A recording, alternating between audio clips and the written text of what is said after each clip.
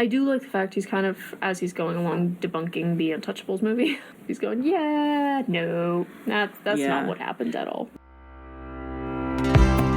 Welcome to Books and Banter, a podcast about books. I'm Janine, a library clerk. And I'm Jess, branch admin. And we both work at the Winkler branch of South Central Regional Library. In this podcast, we talk about books with our own twist. We read the first half of the book and predict where it might be going, and then finish reading the book and discuss the second half. There will be snark, there will be spoilers, and depending on the book, there may be references to violence, sex, and other adult topics. So if that's not for you, stop listening now. All right, let's get into this week's book. So today we are reading American Demon, a true crime book by Daniel Stashower. Boston had its strangler, California had the Zodiac Killer, and in the depths of the Great Depression, Cleveland had the Mad Butcher of Kingsbury Run. On September 5th, 1934, a young beachcomber made a gruesome discovery on the shores of Cleveland's Lake Erie, the lower half of a female torso, neatly severed at the waist. The victim, dubbed the Lady of the Lake, was only the first of a butcher's dozen. Over the next 4 years, 12 more bodies would be scattered across the city. The bodies were dismembered with surgical precision and drained of blood. Some were beheaded while still alive. Terror gripped the city.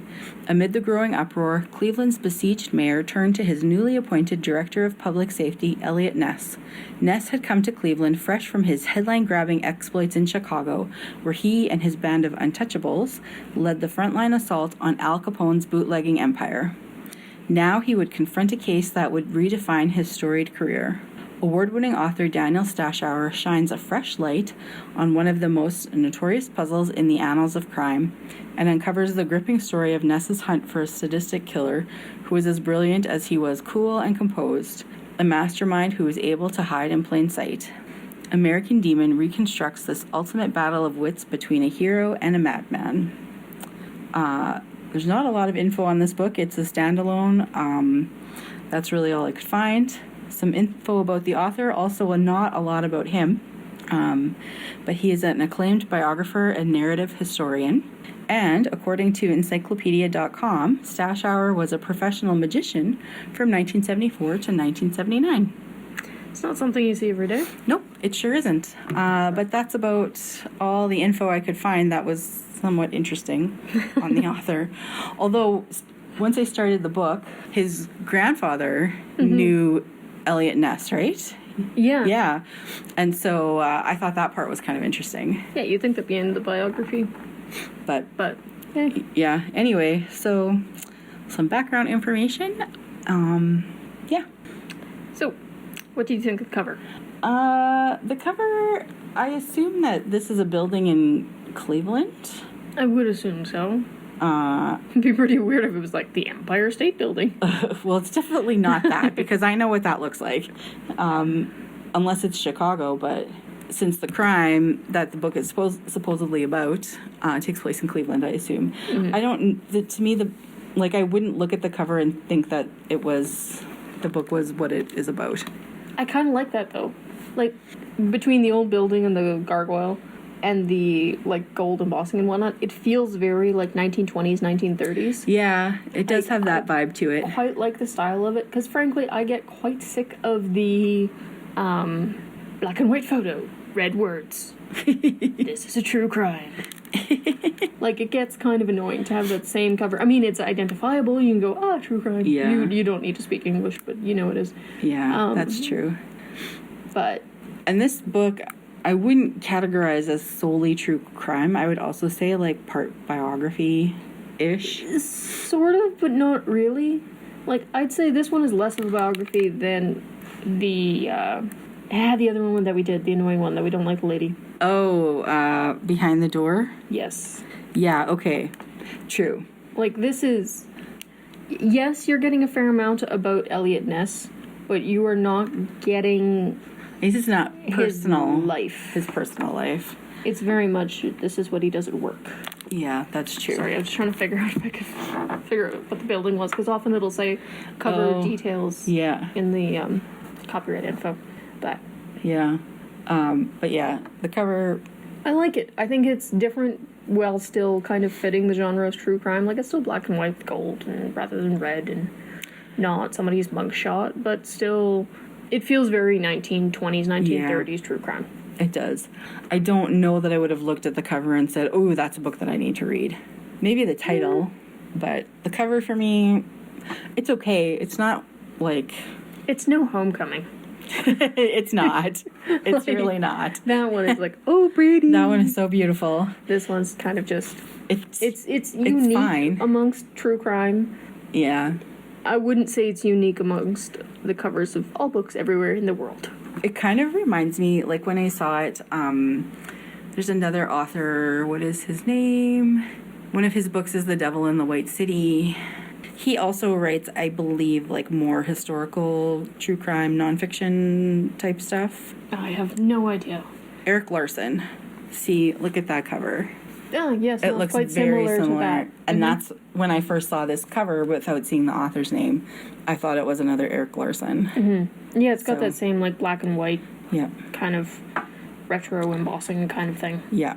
Well, that makes sense. So, yeah. Anyways, that's kind of what I thought. So, yeah, historical for sure, because his books, I think, are more, or at least that one is more historical. And if anybody likes Eric Larson, you'll probably like this book. Pretty good chance. So, yeah, my first thing, and this happened pretty early on, they keep writing the word clue, C-L-E-W, and I always... Oh, yeah, I noticed that a couple times, too, where I'm like... Clue. Okay. I just want to say it, clue, when I see it typed that way. And I keep seeing that, and I'm like, I guess if he's quoting and that's how they wrote it then, but why did it change from being spelled that way to being spelled the way we spell it now? Yeah. I don't know. Anyway, it's nothing to do with the book. No, but it is one of those things that kind of takes you out of it for a second. Yeah. And kind of like, oh, okay. It reminds me of ships for some reason. There's something in my brain. Oh, is there a clue hitch knot or something? I don't know. Neither here nor there. Yeah. Although it's going to bug me. I'm going to have to look it up later. What did you think of the book other than clue and clue?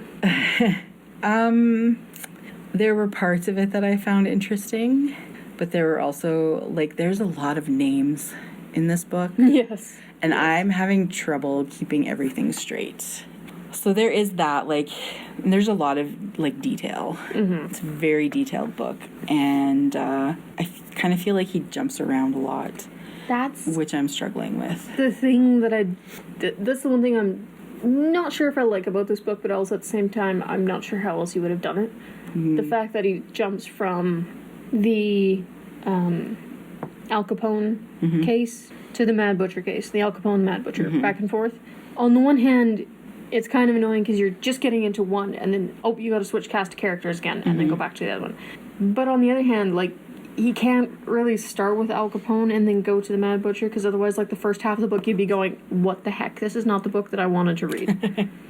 Yeah. I mean, you might have picked it up because Eliot Ness anyway, but you also can't leave that out entirely, because that's a large part of Eliot Ness as a character, for lack of better term. I mean... yeah, I'm like, yeah. I just, like, the content itself, the actual, like, story is interesting, but I just am not sure I'm loving how it's written. The bouncing back and forth is throwing me off. The names, too, and the detail. I enjoyed the Al Capone part. I would have been fine if it was all in one, because I find Al Capone very fascinating. Ever since I went to the Moose Jaw tunnels, which I later learned is not actually how things happened. Generally isn't. They're very, whatever. But it's a lot of fun. If you're ever in Moose Jaw and looking for something to do, go to the tunnels, because they are a lot of fun. Well, maybe not historically accurate. It's a good time. As long as you're not claustrophobic also. Yep, that's a key detail. Although it's not too bad. Like, it's not like claustrophobic like you're in a tiny MRI machine. It's, you can still walk in. It's specific. I know, right? Well, because that was a time when I felt like really claustrophobic. It's bigger than an MRI machine, smaller than a bread box. No. Bigger than an MRI and smaller than a bread box? Yep. Anyway, that's where my fascination with Al Capone started. It's, like, the story, it's wild, and how much money, like, he was actually making. Yeah. So that part I enjoyed probably more than the actual, like, crime that the book is about, because this crime is very gruesome. The crime is very gruesome, but it also feels like we're just barely getting into Yeah, maybe. the actual crime. Yeah. Like, we're at the halfway point, and it kind of feels like the Al Capone thing's been fairly well completed at this We're point. probably done with Al But we're Capone. only really starting.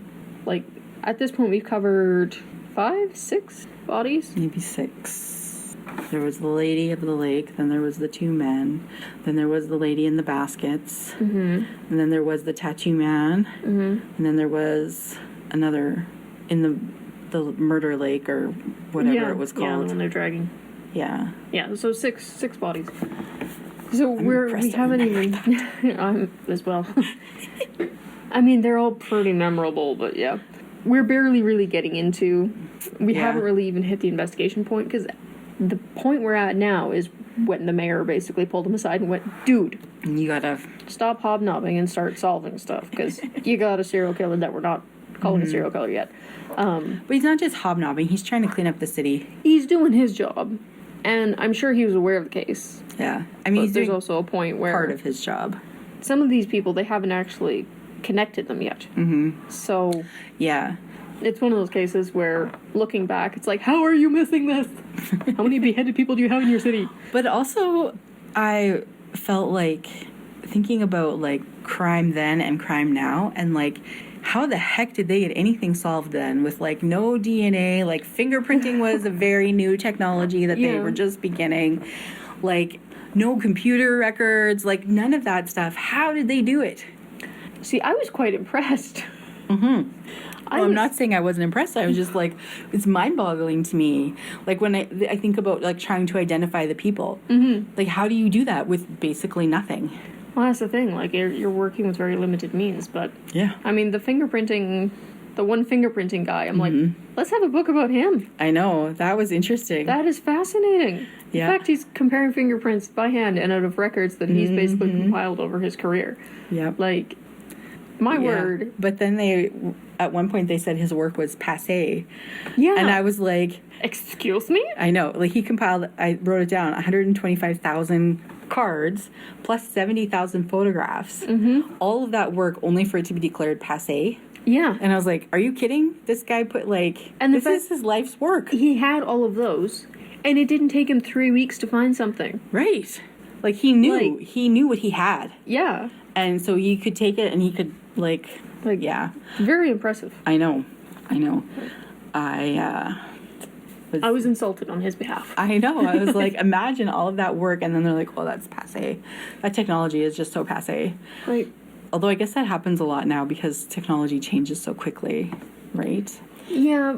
But then you're not But putting in he the also same... gave them one of the few positive identifications. Yeah. And you're not And putting it's in that kind of- amount of work either, right? Like, Yeah. that's a lot of work back then to have developed a wasn't database just, you like know, that. Hit start on the program to match up the fingerprints and go for coffee. Yeah. Right? Like, it was like, you have to do this by hand and by visual and... mental. Yep, it's wild. But yeah, I found like, I'm like, of course they can't identify these people because They're how? missing heads and or fingerprints. What are they going to identify them with if nobody knows them? And it sounds like my understanding is that a lot of these people were like, Transient. yes, transient is the word that I was looking for. Well, that's the thing. That's in a homeless population, especially something as extensive as during the Great Depression. You have a lot of people that don't have addresses, that don't have necessarily groups of people around them that will notice them missing. What people they do have around them might not notice. No. In terms of, like, it's not uncommon to hop a train and go, well, try my luck in a different city. Yep. And you're not exactly going to tell the guy in the burning trash barrel next to you, hey, Bob, I'm going to head out of Ohio for a bit. Like, the people that you have aren't necessarily going to actually say anything or think there's anything amiss when you leave. Yeah, exactly. It's a very vulnerable population. Yep. So, Yeah. I like the detail that they go into with Al Capone, because it's one of those things that I'm aware of it. I know a little bit about it. But he went kind of into how extensive and how detailed the bootlegging operation was. I'm like, okay, this is interesting. And they were pretty smart. Like, they had a stakeout on a building and they went in and it looked empty, but they had just built like a false wall. Yes, right? and when they said that, my brain started playing like the Bugs Bunny theme tune. I was fully expecting a coyote and an anvil to show up. Meep meep. Pretty much. But like Basic, but it is effective. Yeah, right. Right? Like they almost turned around and went home until they realized, wait a second, something's not right here. I mean, it does feel a little bit ridiculous. Like, it's one of those things that now, if you heard of people getting away with a crime because they had a false wall painted black and nobody walked further into the building, you'd be like, are you serious? You guys are idiots. Right. Or like the guy dropped a coin and it went down the drain. Yeah. And hit the wood Yeah. of the barrels. Yeah. I know. There's a lot of things like that. And, like, some of it was just, like, that was just dumb luck. Dumb luck, yeah. Right? So they weren't all that in a bag of chips. They had some dumb luck on their side also. But, like, the one thing I found was there's a lot of conflicting information about Eliot Ness as a person. And, like, was he a good guy? Was he a bad guy? Was he really as great as everybody says? Is he, like... Been hyped up too much. Yeah. I do like the fact he's kind of, as he's going along, debunking the Untouchables movie. Yeah.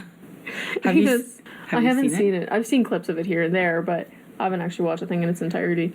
But I do like the fact he's going, no, that's not what happened at all. Like, I feel like at least he's trying to give an accurate picture of who this man was as a person. Well, that's the thing. Like, he's not... At no point has this book so far felt like a Eliot Ness publicity piece. No. Like, it's difficult to write a comprehensive story about somebody that's... I mean, we're looking at almost 100 years ago now. Which makes me feel very old. But he's also not just taking the media's word for it.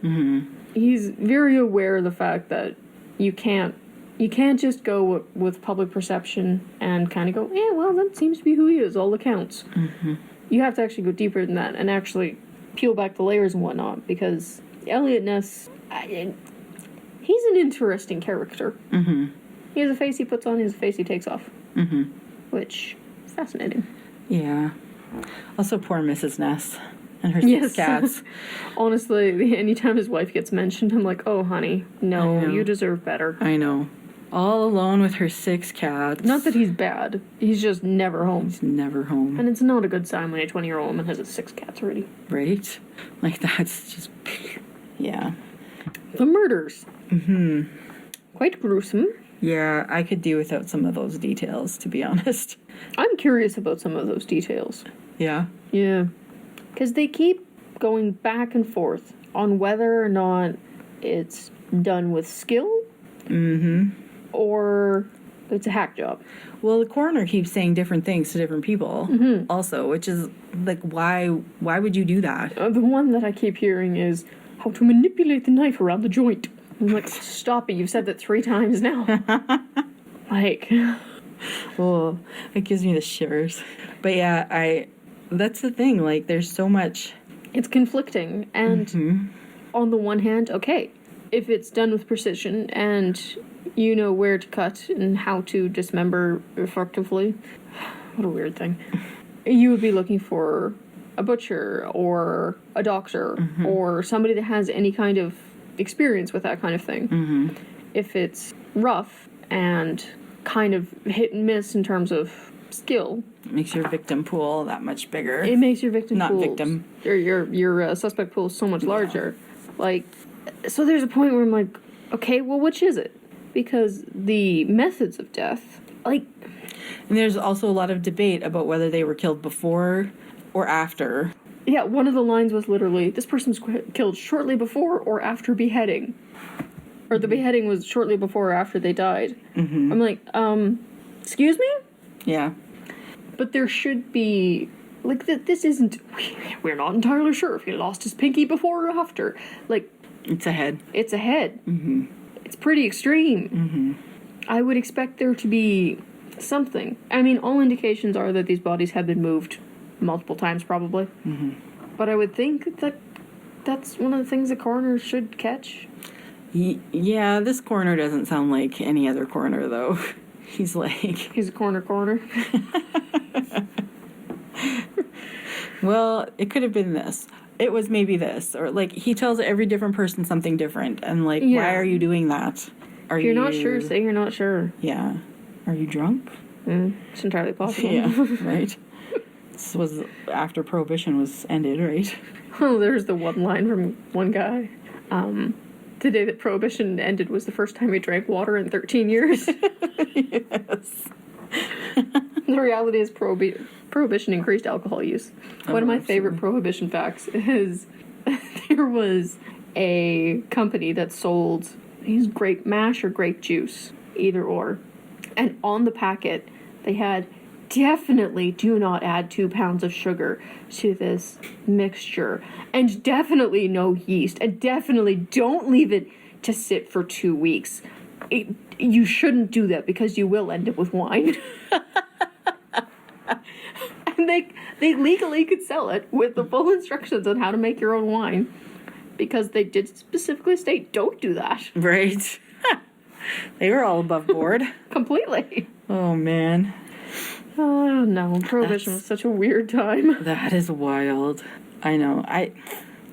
That's the thing about rules, laws like that. As soon as you tell people they can't do something, well, they're going to go out and do it. Yeah. Yeah. So, And essentially, Prohibition was for the poor, not for the rich. Yeah. Because the rich knew Prohibition was coming and stocked up. And plus, they had the money to get around whatever rules and laws. Mm-hmm. It's... Oh, to be rich. Yes. I just kept, every time I read about one of those bribes, I was like, I might be amenable to a bribe. If anyone's looking to bribe me... I could take $1,000 bill on my desk every Monday. I wouldn't. $1,000 bill doesn't exist. Give it to me in 20s. Non-traceable. Well, isn't that what they were saying, though? $1,000 bills? They used to have $1,000 bills. Yeah. I'm not sure if they still do. I have no idea. I don't think they do. Does the United States have $1,000 bills? I do know that the United States currency is the easiest to counterfeit. Oh, I'm sure. They don't use polymers. They use 75% cotton, 25% linen. I may or may not have been listening to a video on how to counterfeit money this morning. Something to do while getting ready for work. I might have to find this video. Does the States have Boxing Day? Sure. They don't, actually. It's not a thing there. American paper currency comes in 7 denominations. $1, which makes no sense. Stop it, that's weird. $2, $5, $10, $20, $50, and $100. The United States no longer issues bills in larger denominations such as $500, $1,000, $5,000, or $10,000 bills, but they are still legal tender and may still be in circulation. So if you have a $1,000 bill at home... Or a $10,000 bill. Or a $10,000 bill. Turns out you can leave $1,000 bills on my desk. I will accept them. It's probably worth more than $1,000 at this point. Given our current exchange rate, probably. Well, I mean, if you're in America... and you have one, it's probably worth more. Well, $1,000 bill, $2,000 bills in the 1930s would have probably been, we're probably looking at close to 10 grand today. If anybody wants to leave 10 grand on my desk every week, go for it. I'll keep it safe. Even $1,000, I would be happy with that. Oh, heck. If I found a $100 bill on my desk every day, I'd be like, yes! Every week. I would go so low as a $20 bill before it starts to get a little bit, $20 a week is still better than nothing. Right? But then I started thinking, if somebody's going to bribe me, that probably means I have to do something I don't really want to do. Probably. So, is it worth it in the end? Depends what it is. Yeah, that's true. It depends entirely what it is. Contact me with your bribe offers. We'll talk. Same. Open to negotiations. This is a great thing to be doing on a work podcast. Right? Can I be bribed? Yes, definitely. It depends who's doing the bribing also. And for what? Yeah. Right? Like when your teenager says, I'll give you $102 if I can have my phone back after I broke the rules. See, they didn't state terms, though. That's not a bribe I'm willing to take. It's a bribe I'm willing to take, because they didn't state any specific terms. You give me $110 or whatever it was, I'll give you your phone back. But I didn't say for how long. 5 minutes later, I have your phone again. And it's going to cost you a little bit more than last time. I did not think of that. You must think of loopholes. You have a teenager now. I know. That's the thing. I'm not really good at loopholes. But either way, I'm like... This book has gotten a tad off course. Yeah. In that case, it wasn't about the money. But anyway, yeah. Have you run across this case before? Never heard of it. I want to say I have. I think at that point it was under the title of The Mad Butcher of Kingsbury Run or something like that. Okay. Don't remember if it was this specific one, but I don't think they caught that guy. Okay. I'm curious to see if they actually catch anybody. Mm-hmm. Because they're at this point, while they're not like, yay, Eliot Ness fan club, they are still like, he is quite competent. And we fully expect him to capture this man. Right. That being said, 6 bodies, and they are not even connecting some of them yet. And it doesn't seem like they're doing well, I don't know, I guess they talk about they interview a lot of people. But I'm like, what else are they doing to try and find this person? Well, they put some pictures in the paper that shouldn't have been. Yeah, right? Like, my word. I know. Like, there's some things where I'm like, don't publish that. I know. But newspapers were a totally different ballgame back in the day, I feel like. If you're going to publish it, illustration, not photo. But it's like the Mad Trapper, Rat River. They put pictures of him everywhere. His picture was on the front of the book, upside down, after he was shot. Yes. And they're like, can you identify this man? No, he's upside down and dead. Like... Well, you just have to turn the book the other way, and you can see it right side up. Gravity will change your face features upside down. Especially if you're dead and the heart's not working. She's trying to put her head upside down. It's not really effective. She still looks the same. Anyway, my point is that people look different when they're dead. And would it not have made more sense to, like, do sketches of his tattoos, which would be more recognizable? Considering it had to be done by somebody. I'm not disagreeing with you at all. But, I mean, that being said, I am impressed with their police work thus far. Yeah? Considering it's the 1930s and the homeless encampments and the Hoover blankets, which, yeah, when you start calling newspapers Hoover blankets, you know, as a president, you're not doing your job. Mm-mm. Terrible job. Would not do again. Herbert Hoover's not going to get reelected if I have anything to say about it. There's a ghost in the White House. Now it's really a White House. Anyway. So you think that this crime has never been solved? If I recall correctly from a podcast that I listened to 2 or 3 years ago, yes. Okay. I kind of got that same vibe. At this point, there's a part of me that just goes, how? How could you possibly solve it? Mm-hmm. Like, the 2 people that have been identified are both, like, it could be 15 different suspects. Mm-hmm. And so far there doesn't seem to be any overlap. Yeah. So how...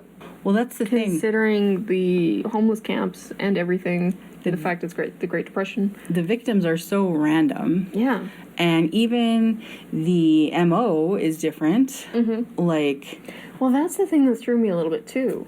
Because generally with serial killers, it's highly ritualistic. Say that 3 times fast. Mm-hmm. And very methodical in a lot of ways in terms of this is what they do. Yeah. But these do not seem to be the same. Like, there are similarities. There's similarities, but also enough differences that it's not like, oh yeah, it's Beheading Bob. We know him. Like... Beheading Bob. It's not like there's been much of an evolution in terms of... And that's the other thing, is that usually serial killers will progress, right? Like, they'll start... You start with your crime of passion or your practice kills, whatever. Well, they kind of... Yeah. Evolve and refine their methods over time. Yeah. So far, he's very much a hack and saw man. Right? Although we don't know, maybe there were other victims that just... They didn't connect them, right? Yeah. Yeah, it's entirely possible. But it's also, for the victims that he does have, there's still quite a few differences. Mm-hmm. And even location-wise. Locations are kind of all over the place, but at the same time not. Mm-hmm. Like, same area-ish. Yeah, which is kind of what you'd expect, because it's kind of slums, downtrodden area. But he has to be taking them somewhere. Because he's torturing them. Like, he's cutting bits off. Some of them are bitless now. Like, you can't behead somebody. Like, a couple of them were found at Jackass Hill, which is... what a name. Right? They definitely weren't killed there. So where were they killed? And how's he getting them there? So there must be two, right? Like, I don't know. I wonder if there's two working together. So, if you were cutting your problems into smaller pieces, you can transport more. True. Wasn't there one that was still a torso and legs still attached? Was that one found at Jackass Hill? I think those two maybe still had the legs attached. I could be wrong. I still feel like you could carry that. I guess you... I question whether or not you could carry that without it being obvious. Yeah, that's the you thing. Being seen. Like, how is this person not being seen? Yeah. Or are they being seen and people just aren't reporting it? It's just like, ignore Headless Bob. Or if it's being seen by, like, one of the homeless people and they just... whatever, right? I mean, as a homeless population, I assume you see a fair amount that you keep your mouth shut about because, there's no law. Yeah. But that's the thing. Like, I've got a lot of questions about the technicalities of it. Because, too, it said that at this point they think that the heads were removed with a pocket knife. Yeah, and... Which, I've got some pretty good pocket knives. But not that good. That's still not my... That might be my go-to for, like, the first one or two. And then I discovered the wonderful world of cleavers and hatchets. And I wouldn't continue doing that. Like, it is not an effective or efficient weapon. Not for that kind of removal. Not even for limbs. No. Like, it's... Although... trying to, carve a roast with a butter knife. If you have, like, the fanciest of fancy Leathermans, maybe. Even that. Like, you're still looking at, like, wrong angles. And don't forget, some of these people were alive. Yeah, true. Like, this isn't you need something to, like... where it's like, okay, well, we got some time here. It's time, angles, Oh. Like, technically... Yeah, no, I know. It's... Yeah, I know. know. I mean, there is a story of a gentleman who... There was an incident with a chainsaw or hatchet or something, and he chopped his head halfway off, and as they were going to the hospital, he had to keep his head... He had to hold his head on. So, you could technically with two, but it's still not... Like, I question... That's why I question whether or not this person's actually a surgeon or a butcher or anything like that, because that's not practical. And that's not efficient. So, my thinking leans more towards the... This is a amateur, hobby enthusiast, if you will. Actually, I won't, thanks. Don't blame you. Like, it's that kind of contradicting... Yeah. On the one hand, there seems to be some skill. On the other hand, what tools are you even using, dude? Right. Well, that's because the coroner can't make up his freaking mind about what's actually happening. Yeah. So, I'm curious to see if they get any further along in figuring out who this person is. Well, that's the thing. Like, it said there was a butcher's dozen. Is that 13 or 12? Baker's dozen is 13. Baker's dozen is 13. I don't know what a butcher's dozen is. Let's go with 12. So we're only halfway through the body count. So it's entirely possible that there's more clues. Maybe as more pressure gets put on, I'm assuming as soon as Eliot Ness gets on this, there's going to be significantly more media scrutiny. Because, follow the golden boy. Right. But he's also seems to be pretty creative in his crime-solving ways. He seems to look at things in a different way and go about it in both the standard and not standard methods. Like, he's very efficient and calculating, but also he did take a battering ram truck to a door. Like, the man is no desk writing analyst. No. He's a bit of a loose cannon, I would say. I mean, even when he went into the place that was out of his jurisdiction, and he basically asked for volunteers, and they're like, oh, yeah, no, we'll go with you. This sounds like good fun. Yes. And he just went in without a gun. And then they let the guy get away. And then they got away. And I'm like, ugh. But, I mean, that being said, he did make his point. He did. And he does seem to be doing a good job about removing the corrupt cops and whatnot, so. Yeah. And even ones, like, just moving them, transferring them somewhere. Mm-hmm. I'm like, that's a good idea. Take them out of their standard zone where they know everybody and what's going on and what bribes and what things to look past, that kind of thing. Mm-hmm.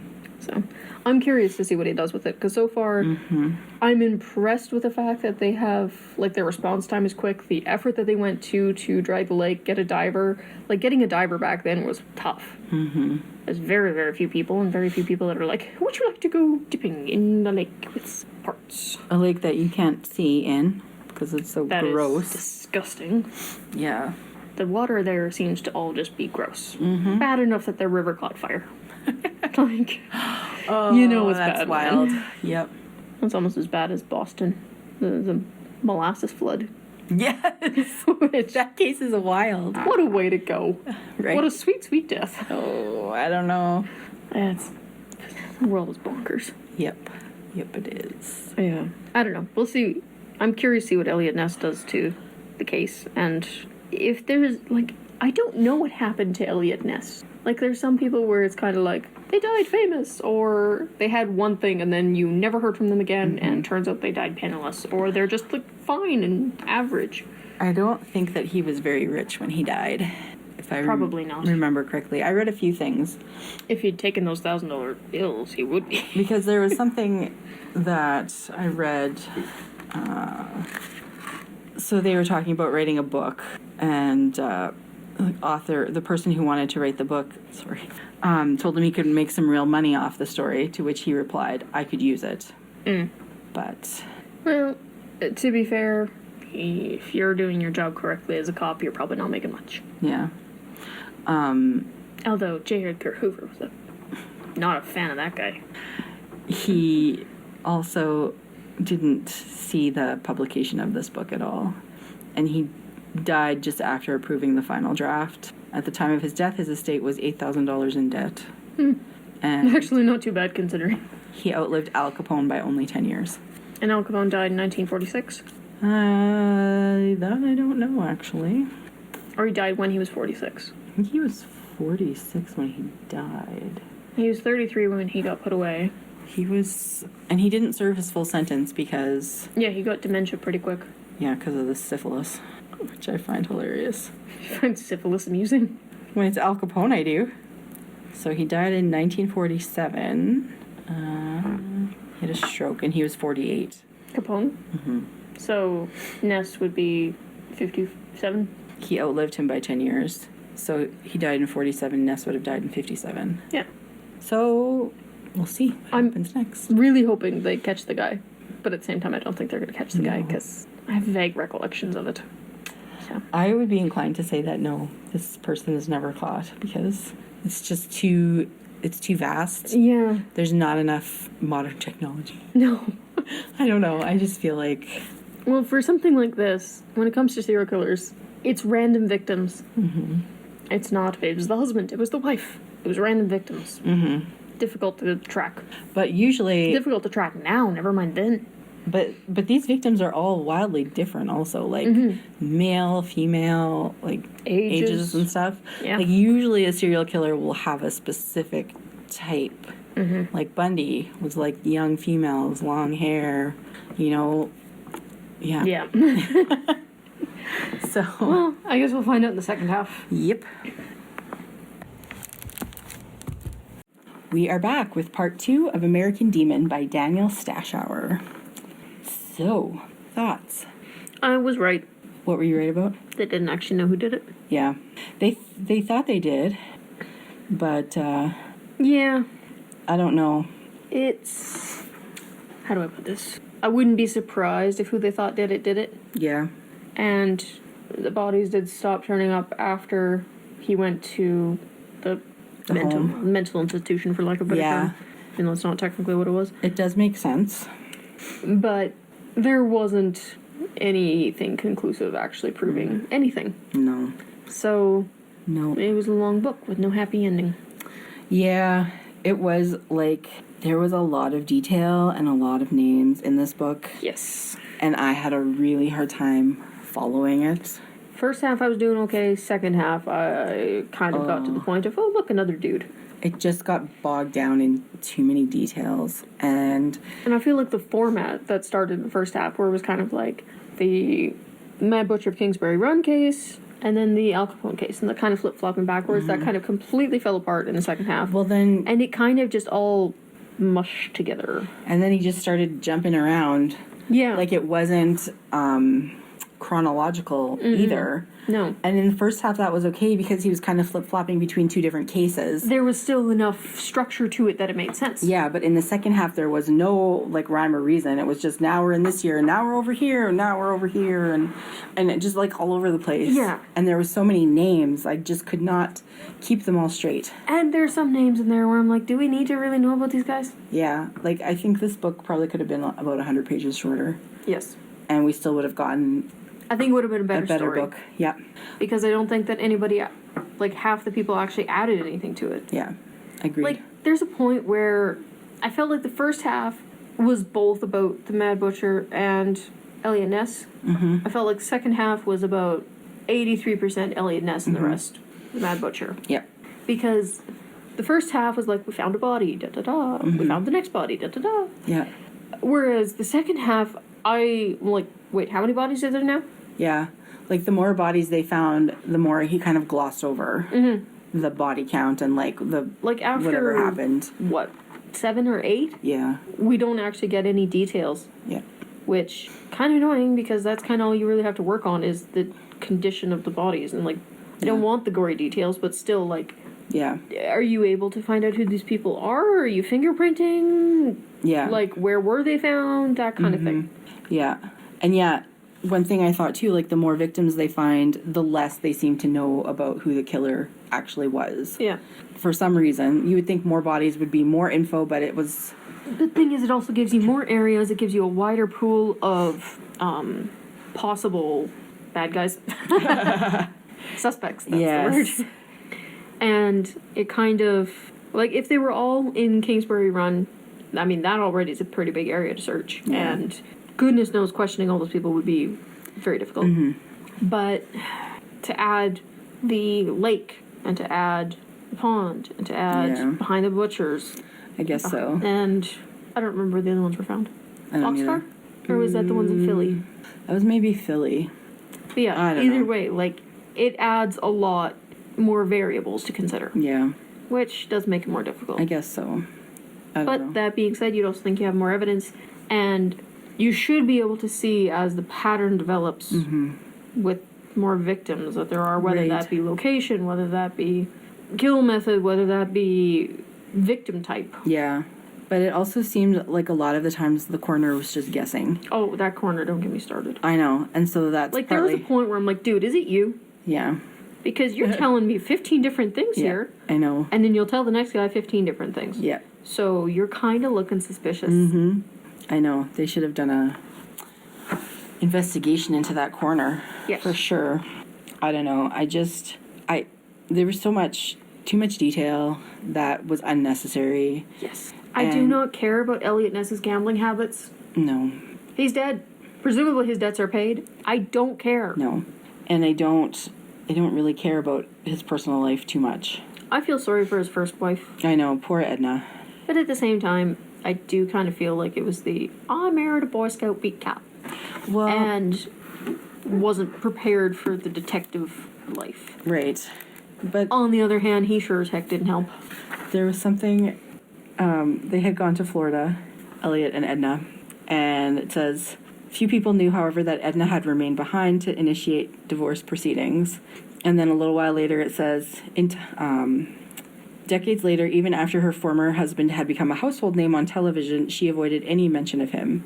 She lived incognito, a friend said of her. Nobody found out until she was bad off. And I was like, way to go, Edna. Just wash that man right out of your hair. Yep. That's it. He doesn't deserve He your time of frankly day. seemed like he was a bad husband, and I'm Yeah. glad they didn't have any kids, because I know, those poor children. Don't bring kids into that kind of No. situation. Like, I don't think he was a bad guy at that time. No. I just think that he probably should not have been married. I think, too, like, in a lot of ways, he comes off as this Boy Scout type person who is, like, wholesome and whatever. But I don't think that he really was that No. Boy Scouty. as people thought. Like, that's part of the reason why I found the second half of the book a little bit, I don't want to say confusing, because it wasn't confusing. There's just a lot of flip-flopping. Because on the one hand, he's like, oh, yes, he was a good man. He rooted out corruption, yada, yada, yada. On the other hand, he just burnt down an entire homeless village. Yeah. Yes. Like, where I'm like, oh, excuse me? There was so much contradictory information about him. Like, and on the one hand, yay, he's cleaning up the streets. On the other hand, he is also missing kind of a big guy that keeps leaving torsos everywhere. Maybe let's go after him. Yeah.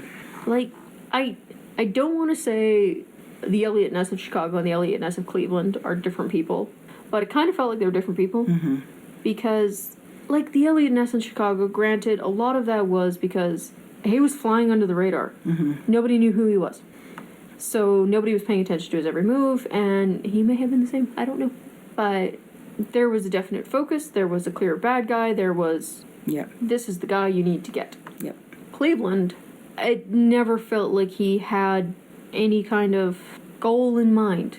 Like, after he did kind of his little big... after he did the big initial sweep of, like, clear with the police force, whatever, he just kind of floated. Like, took pictures with people and, little raid here, little raid there kind of thing. Didn't appear to be doing anything productive. Well, no goal, no target. Like, he still did stuff. He was still productive in some ways. But he was focused on, like, anti-drunk driving campaigns where it's like, dude, I'm not worried about drunk drivers. I'm worried about the torso murderer. Yeah, right? Like... And then he himself gets caught drunk driving. Priorities, buddy. And I may have had a drink or two, but I certainly wasn't drunk. That doesn't fly. Yeah, right? It was suddenly icy. Yes, from the vodka you spilled.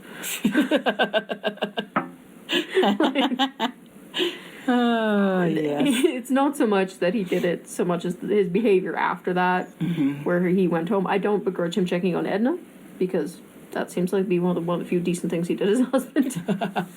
But... the whole way he handled that was not kosher. It really wasn't. So, but there was one part where it said he beat out Olympian Jesse Owens for Man of the Year. I know. And I'm like, seriously, Jesse Owens, 4 gold medals? Come on, man. He ran in front of Hitler at the 1936 Olympics. Yeah. A black man in Nazi Germany, and he got gold medal. Like, how? All you did was arrest a bootlegger. Yeah. And not even on bootlegging charges, but tax evasion charges. Like, they didn't even catch Capone for what they wanted to catch him for. Like, that's getting El Chapo on jaywalking charges, for crying out loud. Right?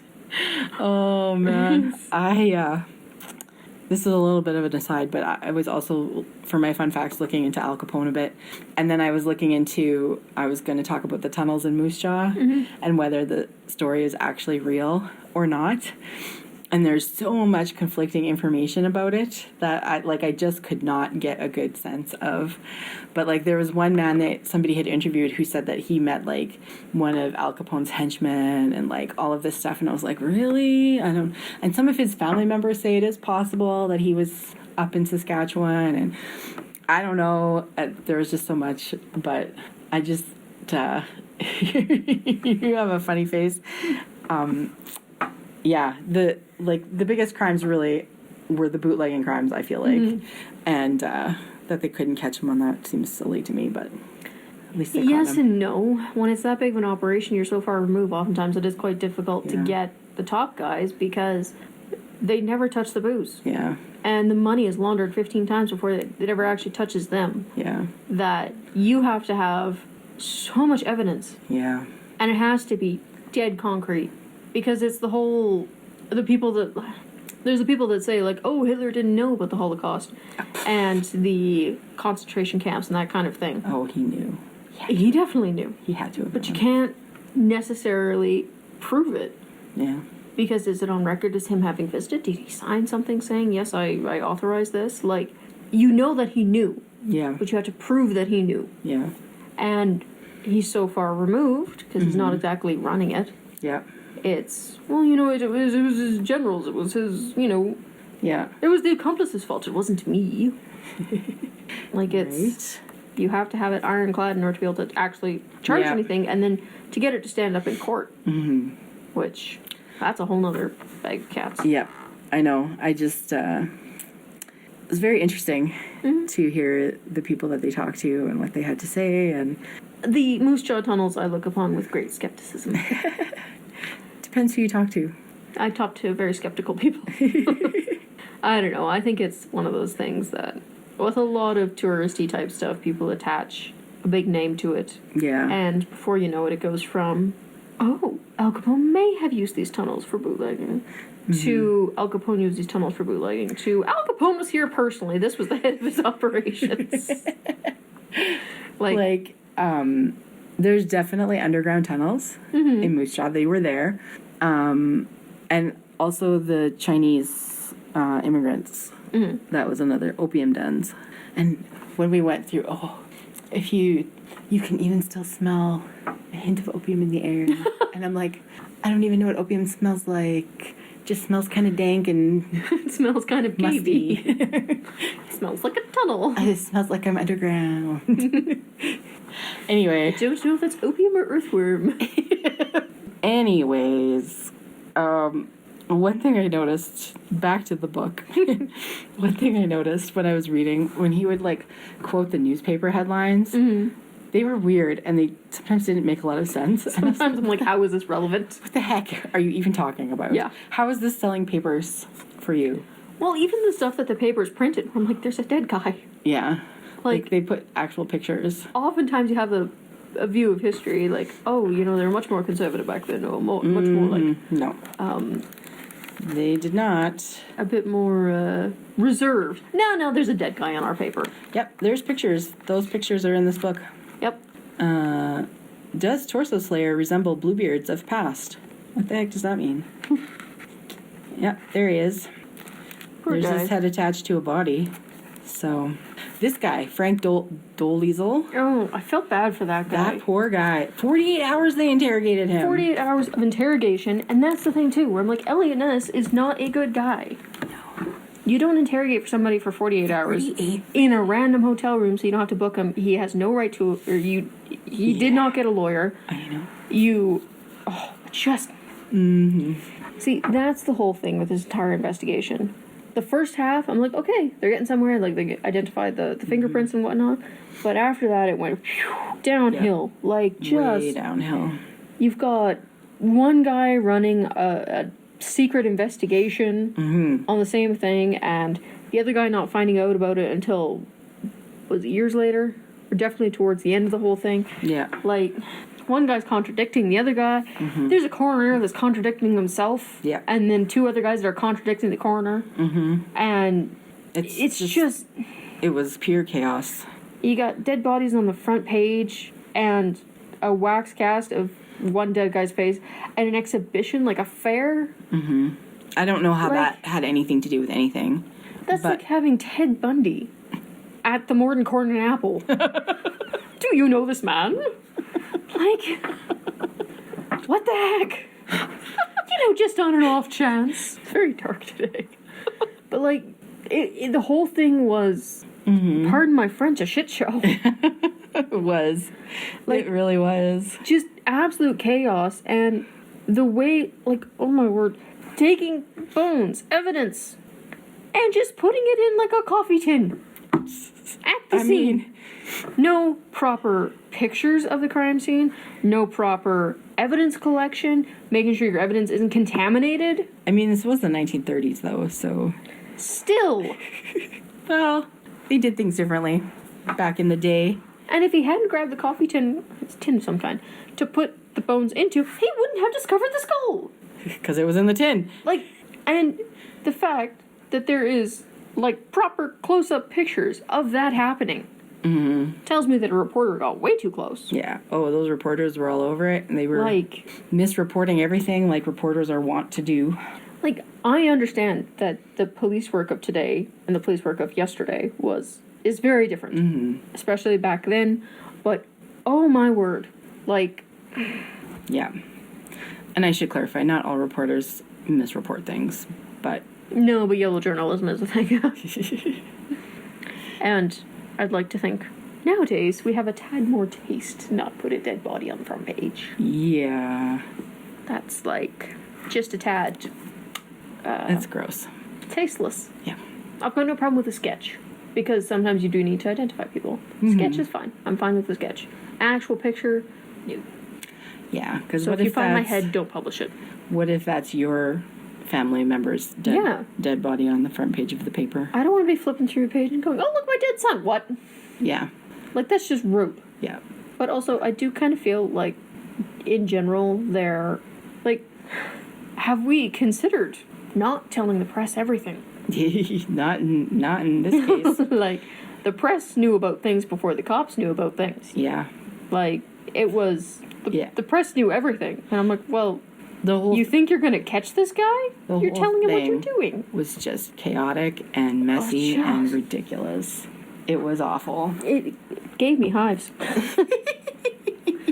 Like, oh, dear. I understand the methods are different, but still just a tad bit of common sense.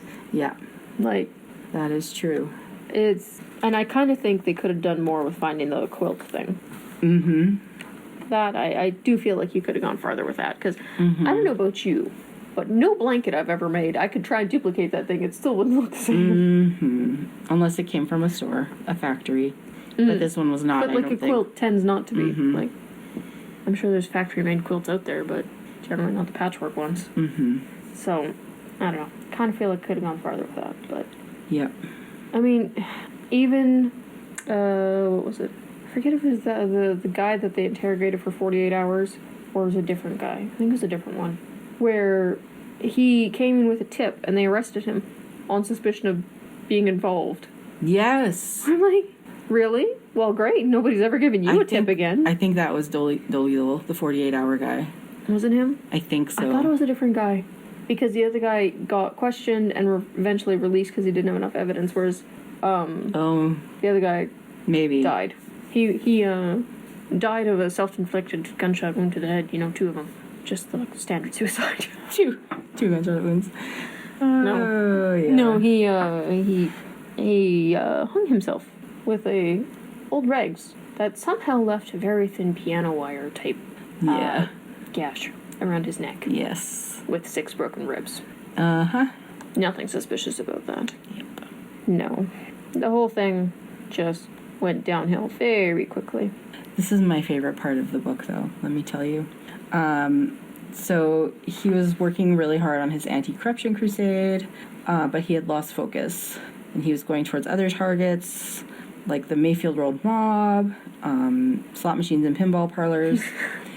At one stage, he initiated charges against a member of the Cleveland Library Board for soliciting bribes from bookbinderies, resulting in a 5-day trial and 2 to 20 in the Ohio Penitentiary. Ness, the man who once smashed up Al Capone's breweries, was now going after shady librarians. I was like, we're so shady. We're a shady bunch. That's, I think, typifies? Is indicative of the Chicago Ness versus the Cleveland Ness. He kind of went off the rails, I think, in the later years. Yes. Yep. Like, Chicago Ness was by the book-ish. Yeah. I mean, there's still a point where I'm like, do you have a search warrant? Due process. Yep. But he had a target. He went for it. He tried to stick to the rules at least somewhat. As opposed to going after librarians. And everyone knows we're very innocent. Never done a wrong thing in our lives. We're shady people, guys. Yes. Don't trust your librarians. If there's any bookbinders out there, I am open to bribes. Bribes is the theme of this book, I feel like. Yep. But, it should be called American Bribes, not American Demon. Yeah, right. I don't know. I just... Like, one of the things I like about true crime is that it generally reads more like a story than a nonfiction, like, full of facts and whatever. Like, it's generally more interesting. This was not, for me. I think there was an attempt at narrative nonfiction, but I do think that it kind of fell short of that, and if he had stuck to some kind of structure in the second half, I would have been a lot more fine with it. Yeah. I still think you could have eliminated about 100 pages of useless facts, because I don't care about Edna or Eloise or Elizabeth. He definitely had a type. Yeah. But I don't know. I think we're just striking out with true crime books on this podcast, though. I think so. We need to find a good one. Yeah. you got any recommendations, let us know. Mm-hmm. Preferably one where they catch the guy at the end. Yeah. I mean, I know he's dead now because he has to be, but it's still kind of like... Yeah, this guy's not out there hacking up people anymore. Turns out he's a vampire. Oh. No, I don't know. I know. And I realize that not every true crime book ends with the person being found, but No. this case was just... But I don't want to say I'm fine with nobody being found, because ultimately I like them all found. Thank you very much. But the ones that drive me the craziest are the ones where if they had done things correctly, it could have been found. Maybe they just needed more modern technology like DNA testing. Maybe they needed to have a coroner that knew what the heck he was talking about. Because it went from surgeon to butcher to random hunter dude to he may have seen a body before, we're not sure. Yep. Yeah. There's I know. flaws. Well, I know. And when they're saying things like, yes, death occurred shortly before or after beheading. Well, we know it occurred after beheading. That memo we got. Yes. I mean, I'm no coroner myself. I can conclusively say that death did definitely occur after beheading. Yes. And also that you cannot effectively behead somebody with a pocket knife. I think it's time to wrap it up. Janine, do you have any fun facts? Yes, I do. So, since this book is subtitled Eliot Ness and the Hunt for America's Jack the Ripper, and Daniel Stashower stole all my Al Capone facts, today we're going to talk about Jack the Ripper. So most of this info is from biography.com or similar websites. From August 7th to September 10th in 1888, Jack the Ripper terrorized the Whitechapel district in London's East End. He killed at least 5 prostitutes and mutilated their bodies in an unusual manner, indicating that the killer had a knowledge of human anatomy. Jack the Ripper was never captured and remains one of England's and the world's most infamous criminals. The culprit responsible for the murders all took place within a mile of each other and involved the districts of Whitechapel, Spitalfields, Aldgate, and the City of London in London's East End in the autumn of 1888, was never apprehended. Despite countless investigations claiming definitive evidence of the brutal killer's identity, his name and motive are still unknown. The moniker Jack the Ripper originates from a letter written by someone who claimed to be the Whitechapel butcher, published at the time of the attacks. Adding to the mystery of the affair is the fact that several letters were sent by the killer to the London Metropolitan Police Service, also known as the Scotland Yard, taunting officers about his gruesome activities and speculating on murders to come. Various theories about Jack the Ripper's identity have been produced over the past several decades, which include claims accusing the famous Victorian painter Walter Sickert, a Polish migrant, and even the grandson of Queen Victoria. Since 1888, more than 100 suspects have been named, contributing to widespread folklore and ghoulish entertainment surrounding the mystery. At that time, the death or murder of a working girl was rarely reported in the press or discussed within polite society. The reality was that ladies of the night were subject to physical attacks, which sometimes resulted in death. So Jack the Ripper's supposed 5 victims, or I think they sometimes call them the canonical 5, Mary Ann Nichols, who is thought to be the first victim, Annie Chapman, Elizabeth Stride, Catherine Eddowes, and Mary Jane Kelly. And I've included here, and if you want to Google, it's kind of interesting, they created an AI picture of what they think that Jack the Ripper might have looked like. So if you want to take a look, and if you want to Google and see, it's kind of fascinating to see his face. And what is this based on? I think there was some descriptions. I'm not sure exactly what it's based on, but yeah, that's what they think that's what AI says that Jack the Ripper would look like. And this is a lesson on how we can't trust AI. Right. But you don't know. He might have looked like that. He looks generic. He does look generic. Does that count? Somebody said, to me, he kind of looks like Zac Efron. What? A little bit. Looks more like Ethan Hawke. Something in the eyes. Ethan Hawke and the cheekbones and the nose. But somebody forehead and suggested he kind of looked like Ted Bundy. Also. No. Bundy has a wider face and no mustache. No, but I think there was even a side-by-side. I should have put that in. But anyway, just some fun facts about Jack the Ripper. I don't know if you'd call those really fun, but... I will never understand why Jack the Ripper is so famous. Yeah.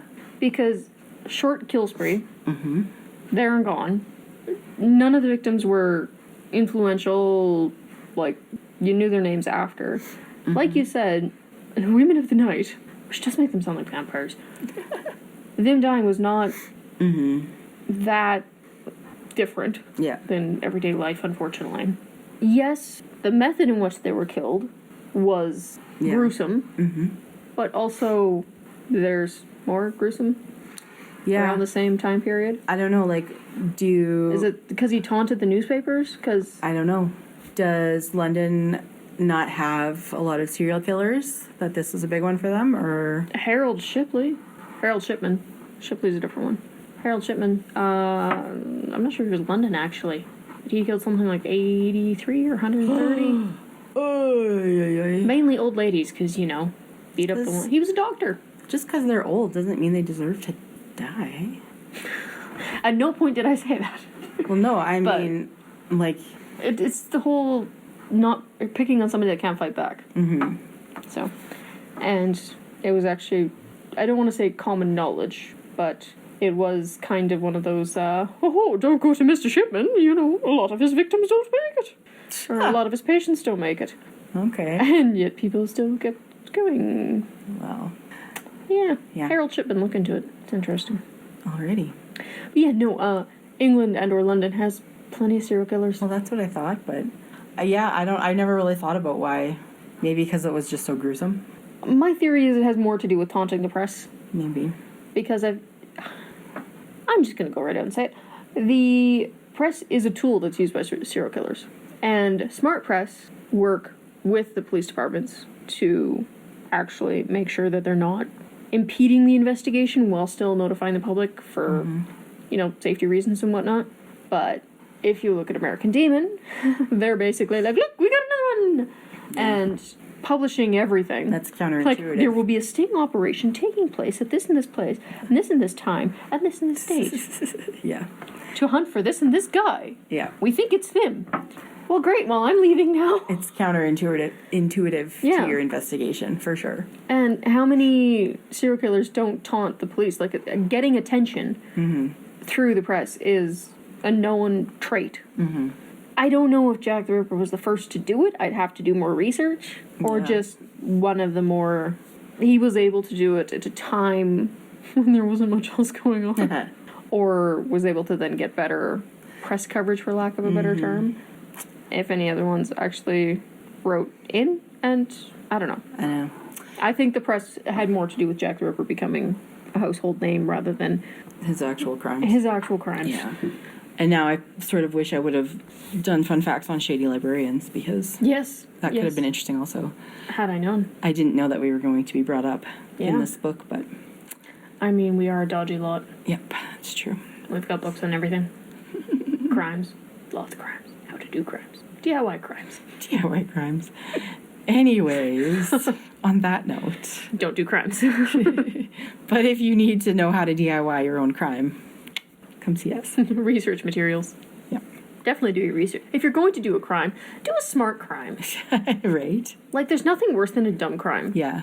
It's like the whole Florida Man thing, where it's like, seriously, you stab somebody with a squirrel? If you're going to stab somebody, think it through. That's why I love the Ocean's movies so much, like Ocean's 11. Yeah. Because they're so clever. There's a little bit more brains involved there. No squirrels. No squirrels. So. Definitely a nose, though. The nose plays. Sorry. The nose is awful. The nose is awful. But, For the record, somebody did actually stab her husband with a squirrel. Because that's an effective way to hurt somebody. My question is the logistics of how do you stab someone with a squirrel? And if you're having an argument with your husband and you're like, I'm going to stab you, how is a squirrel the first thing you grab? Was the squirrel dead and in rigor mortis? My theory is frozen. Oh. Okay, a frozen squirrel could do some damage. But, again, squirrel. Yeah. If I have time to go to the freezer and grab a squirrel, I'm sure there's a knife somewhere. I think I'm going to have to look into that a little more. Curious. Yeah. Don't stab people with squirrels. Respect the squirrel. Maybe just don't stab people in general. Yeah, that too. I mean, definitely go with that option, but also leave the squirrels alone. I think that's it. I think we've lost it. So, that's what we thought of the book, but those are just our opinions, and we'd like to hear yours. Leave us a comment. Thanks for joining us for Books and Banter, and thanks to our editor, Linda. We'll see you next time.